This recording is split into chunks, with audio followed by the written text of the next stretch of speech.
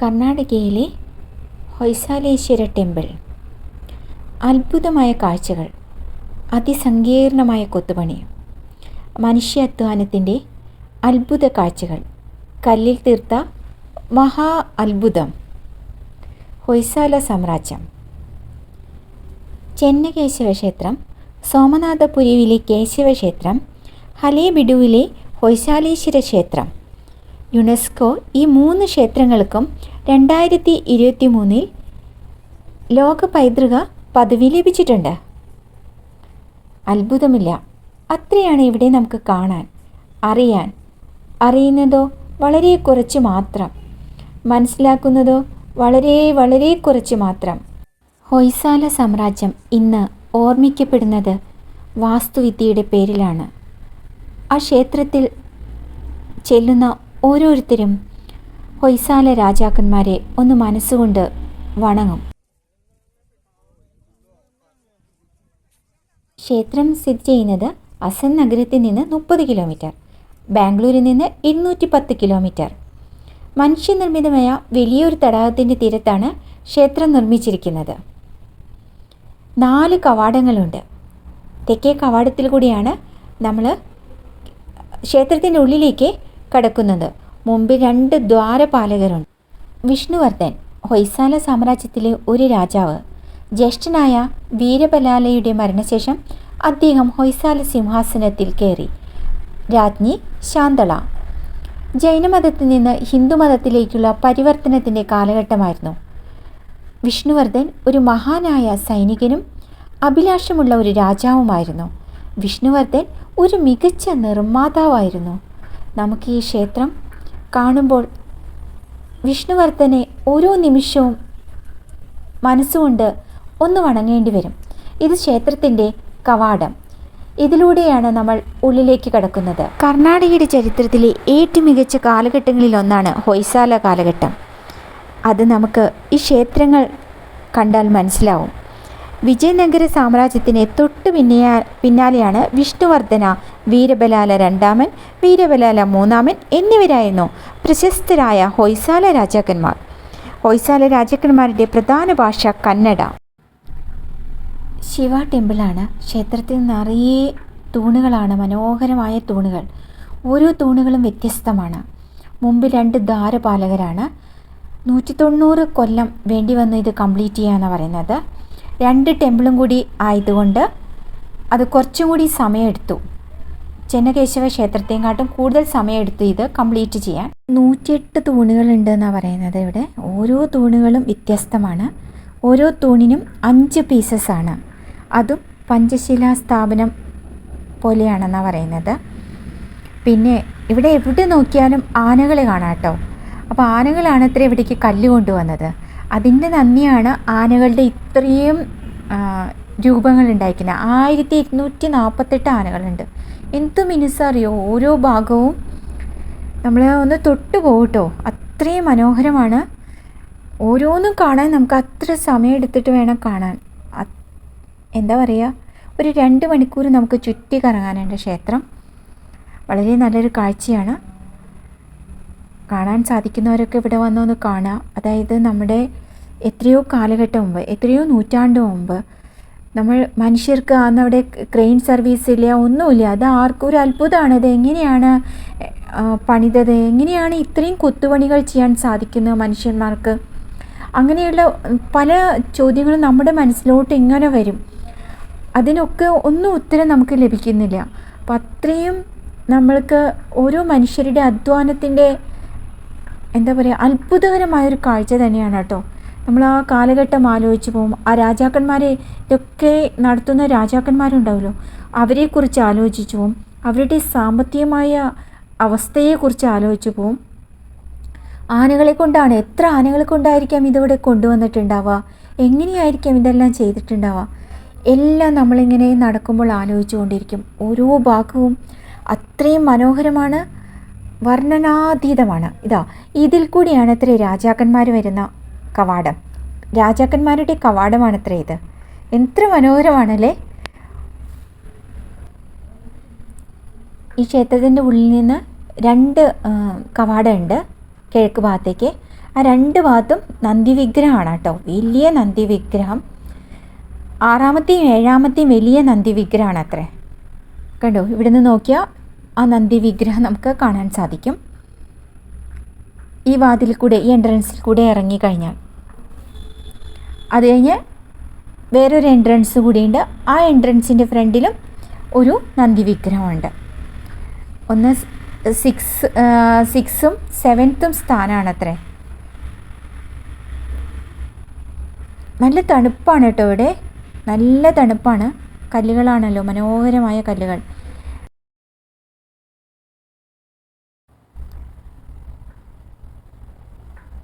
ഇനി അടുത്ത കവാടത്തിലൂടെ നോക്കിയാൽ അടുത്ത നന്ദി വിഗ്രഹം കാണാം. ഇന്ന് പുറത്തിറങ്ങിയാലാണ് നമുക്ക് നന്ദി വിഗ്രഹം പ്രദക്ഷിണം വയ്ക്കാൻ സാധിക്കുക. അതൊരു എന്താ പറയുക, അത്രയും മനോഹരമായ കാഴ്ചയാണ് കേട്ടോ അത്. കണ്ടോ, 2 നന്ദി വിഗ്രഹങ്ങൾ. ശിവൻ്റെ വാഹനമാണ്. ഇവിടെ ഓരോ ചുമരിലൊക്കെ ഓരോ എഴുത്തുകൾ കാണാം. പിന്നെ ഇവിടെ വിഷ്ണുവർദ്ധനൻ്റെ ശാന്തലാദേവി നൃത്തം ചെയ്തിരുന്നു എന്നാണ് പറയുന്നത്. ആ മണ്ഡപത്തിലെ മനോഹരമായ സ്ത്രീ രൂപങ്ങൾ കാണാം ഓരോ തൂണുമിലും. ഇവിടെയാണ് ശാന്തലാദേവി നൃത്തം ചെയ്തിരുന്നത് ശിവനെ പ്രീതിപ്പെടുത്താൻ. കണ്ടോ, ശിവൻ്റെ മുമ്പിൽ മനോഹരമായ പ്രതിമകളാണ്. ഇത്രയും തണുപ്പാണ് കേട്ടോ ഇവിടെ. എന്ത് രസമറിയോ ഇവിടെ. ഈ കല്ലുകളൊക്കെ നമ്മളെ എന്താ പറയുക, പ്രകൃതിയുടെ അത്ഭുതമാണ് കേട്ടോ ഈ കല്ലുകളൊക്കെ. ഇത്രയും കല്ലുകൾക്ക് മിനുസം വരുന്നത് അതിശക്തമായ ജലപ്രവാഹത്തിലാണത്രേ. ശക്തമായി ജലം വന്നടിക്കുമ്പോൾ കല്ലുകൾ വളരെ മിനുസമാവത്രേ.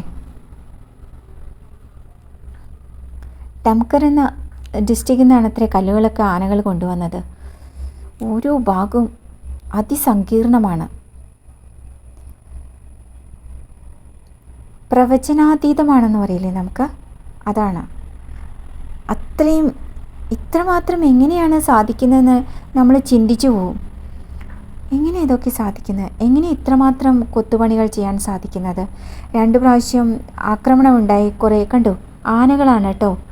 ആദ്യത്തെ വരിയിലെ ആനകൾ. അതെന്തുകൊണ്ടാണ് വെച്ചാൽ ആനകളാണല്ലോ ഈ കല്ലുകളൊക്കെ കൊണ്ടുവന്നത്. അപ്പോൾ ആ അടിഭാഗം നല്ല ഉറപ്പ് ഉണ്ടാവാൻ വേണ്ടിയിട്ട് ആനകളെയാണ് ആദ്യം വെച്ചിരിക്കുന്നത്.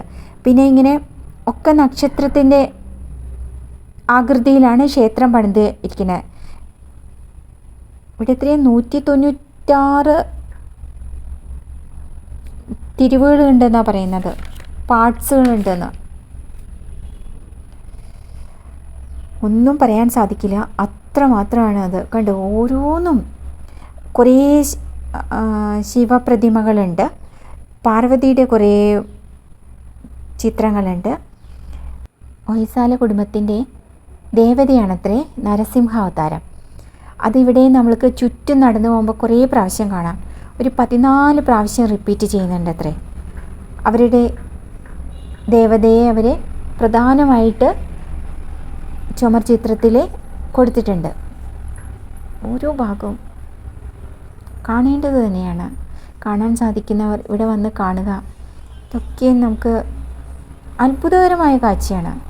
മനുഷ്യർക്ക് സാധിക്കുമോ എന്ന് എപ്പോഴും നമ്മുടെ മനസ്സിലൂടെ ഒരു എന്താ പറയുക, ഇങ്ങനെ ചോദ്യം ഉണ്ടായിരിക്കും. ഇതൊക്കെ മനുഷ്യർക്ക് സാധിക്കുമോ, ഇത്രമാത്രം എന്ന്.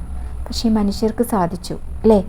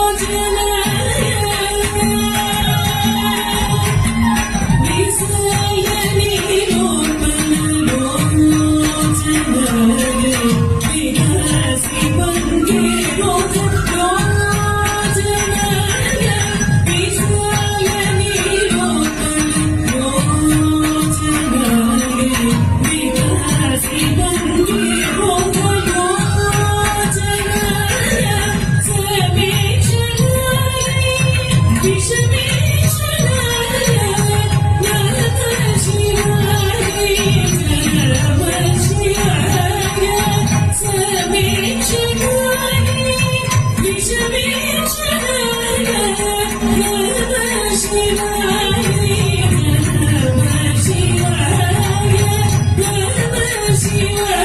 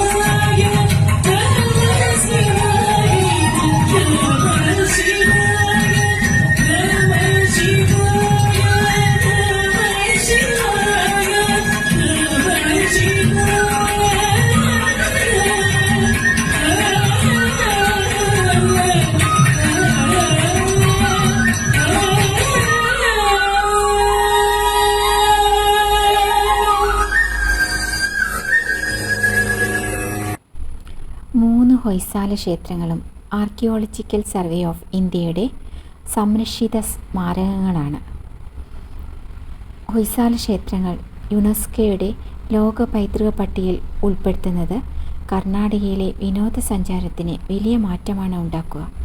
ഇതുവഴി കൂടുതൽ ആഭ്യന്തര അന്തർദേശീയ സഞ്ചാരികൾ സംസ്ഥാനത്തേക്ക് ആകർഷിക്കപ്പെടുമെന്നാണ് നമ്മുടെ എല്ലാവരുടെയും കണക്കുകൂട്ടൽ. ഇത് നമുക്ക് കർണാടകയ്ക്ക് മാത്രമല്ല, ഇന്ത്യയിൽ ജനിച്ച ഓരോ പൗരനും അഭിമാനത്തോടെ ഈ ക്ഷേത്രങ്ങളെ വളരെ അഭിമാനത്തോടെ നോക്കിക്കാണാം. അത്രയും മഹത്തരമായ സൃഷ്ടിയാണ്, മനുഷ്യരുടെ സൃഷ്ടിയാണ്. ഹൊയ്സാല രാജാക്കന്മാർക്ക് ഒന്നും കൂടി നന്ദി പറഞ്ഞുകൊണ്ട് ഞാൻ ഈ വീഡിയോ ഇവിടെ എല്ലാവർക്കും സമർപ്പിക്കുന്നു. അവരുടെ മുമ്പിൽ എൻ്റെ ഒരു ചെറിയ ഉപഹാരം, ചെറിയ നന്ദി എന്ന് പറയാം. അത്രമാത്രമേ ഞാൻ ഇതിൽ അവകാശപ്പെടുന്നുള്ളൂ.